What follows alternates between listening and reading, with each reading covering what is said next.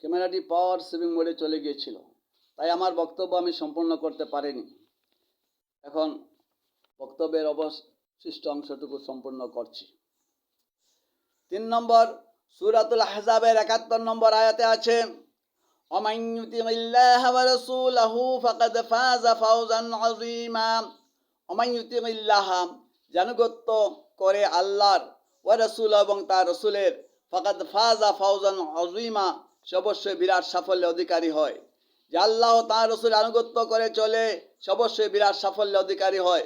উল্লেখ্য যে এখানে আল্লাহ ও রাসূলের মধ্যখানে ওয়া ব্যবহার করা হয়েছে।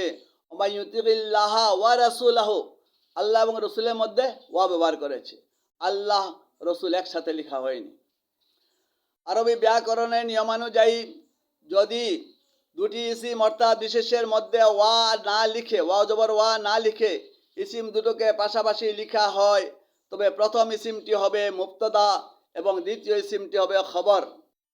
এই মুবতাদা ও খবর মিলে জুমলায়ে ইসমিয়াহ গঠিত হয়। খবরের ইসিমটি অর্থাৎ দ্বিতীয় ইসিমটি মুবতাদায়ের ইসিমের অর্থাৎ প্রথম ইসিমের সিফত অর্থাৎ গুণও হতে পারে, আর তার সাথে সম্পর্কিত অন্য কিছু হতে পারে। অর্থাৎ দ্বিতীয় ইসিমটি প্রথম ইসিমের গুণ হতে পারে বা প্রথম ইসিমের সাথে সম্পর্কিত অন্য কিছুও হতে পারে। যেমন জয়দুন আলিমুন, জায়দ হলেন একজন বিদ্বান ব্যক্তি, ওই আলিম জায়দকে বোঝাচ্ছে। আল্লাহ গফুর, আল্লাহ হলেন ক্ষমাশীল। এখানে কেউ যদি আল্লাহ রসুলুন বলে বা লিখে, তবে এর অর্থ হবে আল্লাহ হলেন রসুল। আল্লাহ রসুলুন কেউ লিখে, এর অর্থ হবে আল্লাহ হলেন রসুল। ঠিক একইভাবে কেউ যদি আল্লাহ মুহাম্মাদুন বলে বা লিখে, তবে এর অর্থ হবে আল্লাহ হলেন মুহাম্মদ। বিকৃত অর্থাৎ ইসলাম বিরোধী অর্থ হবার কারণেই পবিত্র কোরআন ও রাসূলুল্লাহ সাল্লাল্লাহু আলাইহি সাল্লামের হাদিসের কোথাও কোনো একটি বাক্যে আল্লাহু রাসূলুন বা আল্লাহ মুহাম্মাদুন লেখা নেই।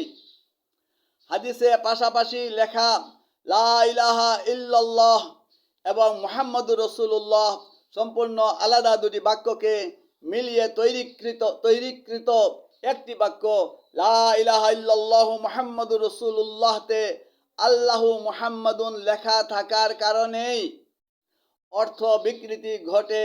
আল্লাহকে মুহাম্মদ বোঝাবার জন্যই বাক্যটি শিরকযুক্ত হয়ে যায়। বক্তা আসমান জমিনের উদাহরণ দিয়ে যা বোঝাতে চেয়েছেন তা মোটেই গ্রহণযোগ্য নয়। একটি ভাষার সকল নিয়ম অন্য ভাষায় প্রযোজ্য হয় না। যুগ যুগ ধরে বংশ পরম্পরায় বিনা বাধায় উক্ত ভুলটি প্রচলিত হয়ে আসার কারণে সাধারণ মানুষ থেকে শুরু করে অনেক বিশেষ ব্যক্তিগণ পর্যন্ত প্রকাশিত হয়ে অকাট্য সত্য হজম করতে পারছেন না। আর এজন্যই কোনো আলিম এ বাহানা নয়তো সে বাহানার আশ্রয় নিয়ে সাধারণ মানুষকে ভুল বুঝাচ্ছেন আর প্রতিপক্ষকে ব্যঙ্গ বিদ্রুপ করছেন। চাপাবাজ, ফিতনাবাজ, ইহুদিদের এজেন্ট, মুহাম্মদ নাম সহ্য করতে পারে না ইত্যাদি বলে গালিগালাজ করছেন। ভিডিওটিতে আরও দেখলাম বাংলাদেশের প্রখ্যাত আলিমে দিন জনাব আব্দুর রাজ্জাক ইবনু ইউসুফ সাহেব বলছেন, লা ইলাহা ইল্লাল্লাহু মুহাম্মাদুর রাসূলুল্লাহ কোনো সহিহ হাদিসে নেই।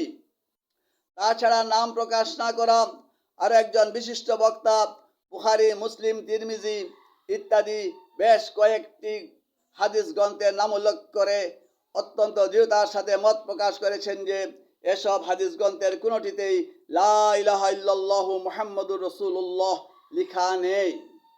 আমি উভয়কে সমর্থন করে বলছি যে তাদের কথা শতকরা 100% সত্য। বক্তাদ্বয় যদি তাদের কথাতে শুধুমাত্র কোনো একটি বাক্যে এই অংশটুকু যোগ করে দিয়ে বলতেন কোরআন হাদিসের বা সহিহ হাদিসের কোথাও কোনো একটি বাক্যে লা ইলাহা ইল্লাল্লাহ মুহাম্মাদুর রাসূলুল্লাহ লেখা নেই, তাহলে বিরোধী বক্তাগণের বিরোধিতা করার, ব্যঙ্গ বিদ্রুপ করার, কটূক্তি করার আর অকথ্য গালিগালাজ করার সব সুযোগ বন্ধ হয়ে যেত। কেননা একটি বাক্যে কোথাও কোনো আয়াত বা হাদিসে লা ইলাহা ইল্লাল্লাহু মুহাম্মদুর রাসূলুল্লাহ লেখা নেই। সেই হাদিসগুলোতে অন্যত্র যেখানেই তা লেখা রয়েছে সেখানে লা ইলাহা ইল্লাল্লাহ এবং মুহাম্মদুর রাসূলুল্লাহ দুটি সম্পূর্ণ আলাদা বাক্য হিসেবেই পাশাপাশি লেখা রয়েছে। কোনো একটি বাক্যে কথাটুকু না বলার কারণে বিরোধী বক্তাগণ সুযোগ পেয়ে জেনে বুঝে হোক আর সতর্কতা অবলম্বন না করার কারণে হোক উক্ত পাশাপাশি থাকা সম্পূর্ণ আলাদা দুটি বাক্যকে একত্রিত করে মিলিয়ে একটি বাক্যে পরিণত করে লা ইলাহা ইল্লাল্লাহ মুহাম্মদুর রাসূলুল্লাহ হাদিসে আছে বলে মানুষকে ভুল বুঝাচ্ছেন।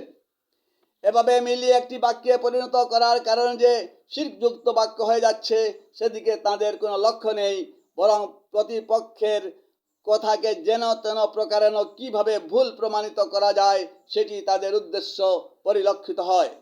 আল্লাহ আমাদের সকলকে সত্য উপলব্ধি করার তৌফিক দান করুন। আপনারা হয়তো লক্ষ্য করেছেন আমি আব্দুর রাজ্জাক বিন ইউসুফ না বলে বলেছি আব্দুর রাজ্জাক ইবনে ইউসুফ। এর কারণ হলো বিন শব্দটি পুত্র অর্থে ব্যবহার করাটা আমি ভুল মনে করি, কেননা এ সংক্রান্ত সঠিক কোনো তথ্য নেই। শুধুই দেখা দেখি অনুসরণ করা ছাড়া আর কিছুই নয়। বিন শব্দের অর্থ পুত্র নয়, পুত্র শব্দের আরবি হলো ইবনুন বা ইবন। আরবিতে বিন বলে কোনো শব্দই নেই। এখন আসুন কালিমাহ তাইয়্যিবা নামকরণ নিয়ে আলোচনা করি। কালিমাহ তাইয়্যিবা এর অর্থ হলো পবিত্র কথা। মুসলিম সমাজের একটি অংশের ছোট বড় কোনো ব্যক্তিকে যদি বলা হয় কালিমাহ তাইয়্যিবা কি বলো তো, সঙ্গে সঙ্গে উত্তর মিলবে লা ইলাহা ইল্লাল্লাহ মুহাম্মাদুর রাসূলুল্লাহ। কেননা শৈশবে এভাবেই শেখানো হয়েছে। একথা বলতে দ্বিধা নেই যে পবিত্র কোরআন ও রাসূলুল্লাহ সাল্লাল্লাহু আলাইহি সাল্লামের হাদিসে কোথাও উক্ত বাক্যটিকে কালিমাহ তাইয়্যিবা নামে অভিহিত করা হয়নি, আর হবেই বা কি করে? বাক্যটি তো পরবর্তীতে নাম না জানা ব্যক্তি বিশেষের দ্বারা তৈরিকৃত, তাই কালিমাহ তাইয়্যিবা নামকরণটাও সম্ভবত ওই ব্যক্তির দ্বারাই করা হয়েছে। পবিত্র কোরআনের সূরাত ইব্রাহিমের 24 নম্বর আয়াতে মহান আল্লাহ বলেন ألم تر كيف ضرب الله مثلا كلمة طيبة كشجرة طيبة أصلها ثابت وفرعها في السماء ألم تر كيف ضرب الله مثلا كلمة طيبة كشجرة طيبة أصلها ثابت وفرعها في السماء আলাম তারা তুমি কি লক্ষ্য করনি কাইফা দরাবাল্লাহু মাসালান কিভাবে আল্লাহ মাসালান কালিমাতান তাইয়্যিবাতান কিভাবে আল্লাহ কালিমা তাইয়্যিবার উপমা দিচ্ছেন। কাশাজারাতিন তাইয়্যিবাতিন এর উপমা হচ্ছে কাশাজারাতিন তাইয়্যিবাতিন একটি উৎকৃষ্ট বৃক্ষের মতো, আসলুহা যার মূল সাবিতুন সুদৃঢ়, সাবিতুন ওয়া ফারউহা এবং তার শাখা প্রশাখা ফিস সামা আকাশে। তুমি কি লক্ষ্য করো না কিভাবে আল্লাহ কালিমাহ তাইয়্যিবা এর অর্থাৎ প্রথম পবিত্র কথার উপমা দিয়েছেন। এর উপমা হচ্ছে উৎকৃষ্ট বৃক্ষ যার মূল সুদৃঢ় এবং শাখা প্রশাখা আকাশে। জালালাইন, ইবনু কাসির আদি নির্ভরযোগ্য উচ্চ পর্যায়ের তাফসির গ্রন্থগুলোতে বলা হয়েছে এ আয়াতে কালিমাহ তাইয়্যিবা বলতে লা ইলাহা ইল্লাল্লাহকেই বোঝানো হয়েছে। লা ইলাহা ইল্লাল্লাহ মুহাম্মদুর রাসূলুল্লাহকে নয়, শুধু লা ইলাহা ইল্লাল্লাহকেই বোঝানো হয়েছে। এর সমর্থনে সাহাবী হযরত ইবনু আব্বাসের উক্তিও রয়েছে। যেহেতু মহান আল্লাহ পবিত্র কোরআনে লা ইলাহা ইল্লাল্লাহকে কালিমাহ তাইয়্যিবা নামে অভিহিত করেছেন, তাই মুসলিম উম্মার উচিত হলো পবিত্র কোরআনের অনুসরণে কোনো ধরনের বেশি কমি না করে লা ইলাহা ইল্লাল্লাহকেই কালিমাহ তাইয়্যিবা হিসেবে মেনে নেয়া। এখন থাকলো মুহাম্মদুর রাসূলুল্লাহ বাক্যটি। এই বাক্যতে যেহেতু রিসালাতের অর্থাৎ মুহাম্মদ সাল্লাল্লাহু আলাইহি সাল্লামকে রসুল হিসেবে স্বীকৃতি দেওয়ার কথা এসেছে, তাই এই বাক্যটিকে কালিমাতুর রিসালাহ বা কালিমাহ এ রিসালাত নামে নামকরণ করাটাই যুক্তিযুক্ত হবে। ছেলে মেয়েদেরকে এভাবে শেখানো হোক কালিমাহ তাইয়্যিবা লা ইলাহা ইল্লাল্লাহ, আল্লাহ ব্যতীত কোনো উপাস্য নেই। কালিমাহ এ রিসালাত মুহাম্মদুর রাসূলুল্লাহ সাল্লাল্লাহু আলাইহি ওয়াসাল্লাম হলেন আল্লাহর রসুল। এভাবে শেখানোতে দুইটি ফায়দা রয়েছে। প্রথমটি হলো শিরকপূর্ণ বাক্য লা ইলাহা ইল্লাল্লাহু মুহাম্মাদুর রাসূলুল্লাহ বলা থেকে রেহাই পাওয়া, এবং দ্বিতীয়টি হলো প্রিয় নবী সাল্লাল্লাহু আলাইহি সাল্লামের নামের সাথে সাল্লাল্লাহু আলাইহি ওয়াসাল্লাম বলে দুরূদ পাঠ করা, যা সম্পর্কে হাদিসে তাকিদ রয়েছে। যেহেতু লা ইলাহা ইল্লাল্লাহ কালিমাটিতে তাওহীদের অর্থাৎ আল্লাহর একত্ববাদের অর্থাৎ একমাত্র উপাস্যবার কথা রয়েছে, তাই কালিমাহকে কালিমাহ এ তাওহীদ বা কালিমাতুত তাওহীদ বলা কালিমাতুত তাওহীদ বলা যেতে পারে। আমি আমার বক্তব্য দীর্ঘ করতে চাই না। আশা করি আজকের আলোচনা থেকে দর্শকবৃন্দ প্রকৃত সত্যকে উপলব্ধি করতে পেরেছেন। ভিডিওটি শেয়ার করে এ সংস্কারমূলক কাজে সহযোগিতা করার জন্য আহ্বান জানাচ্ছি। আশা করি মহান আল্লাহ আপনাদেরকে যথাযথ প্রতিদান দেবেন। নোটিফিকেশন পাওয়ার জন্য চ্যানেলটি সাবস্ক্রাইব করে অল বাটনে ক্লিক করে নিতে পারেন। আমার পরবর্তী স্পিচ নাম্বার 25 ভিডিও আপলোড করার তারিখ হলো আগামী 2 জুন 2024 খ্রিস্টাব্দ রোজ রোববার। কারণবশত দু একদিন লেট হয়ে যেতে পারে।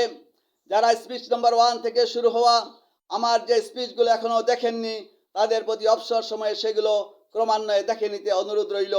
ক্রমান্বয়ের জন্য যে প্রায় একটি স্পিচের সাথে পূর্ববর্তী ও পরবর্তী স্পিচের সম্পর্ক থেকে যায়। আশা করি সঠিক ইসলামকে জানার ক্ষেত্রে উপকৃত হবেন। ইউটিউবে সার্চে গিয়ে NM সালিম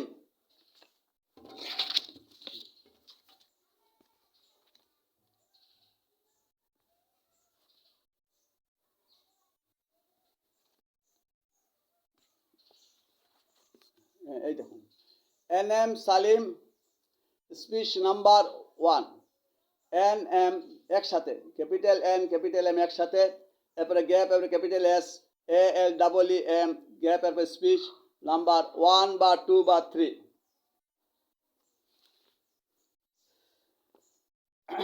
যেটি প্রয়োজন সেটি লিখে সার্চের সিম্বলে ক্লিক করলে নির্দিষ্ট স্পিচটি পেয়ে যাবেন। একই কথা বলে গুগল ভয়েসের মাধ্যমেও তা পেতে পারেন। হে আল্লাহ, আমাদের সকলের গুনাহ খাতা মাফ করে দাও।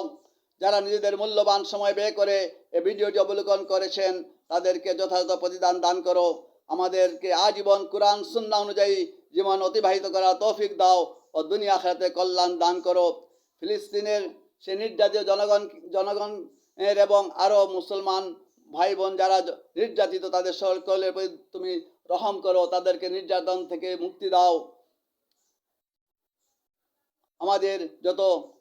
আমাদের যত আত্মীয় স্বজন ও মুমিন মুসলমান যত দুনিয়া থেকে চলে গিয়েছেন, তাদের সকলকে মাফ করে দাও। আমিন। তাহলে আজকের মতো আমার কার্যক্রম এখানে সমাপ্ত করছি। ওয়া আখিরু দাওয়ানা আলহামদুলিল্লাহি রাব্বিল আলামিন। সাল্লাল্লাহু আলা মুহাম্মাদিন ওয়া আলা আলিহি ওয়া সাল্লাম। আসসালামু আলাইকুম ওয়া রাহমাতুল্লাহি ওয়া বারাকাতুহু।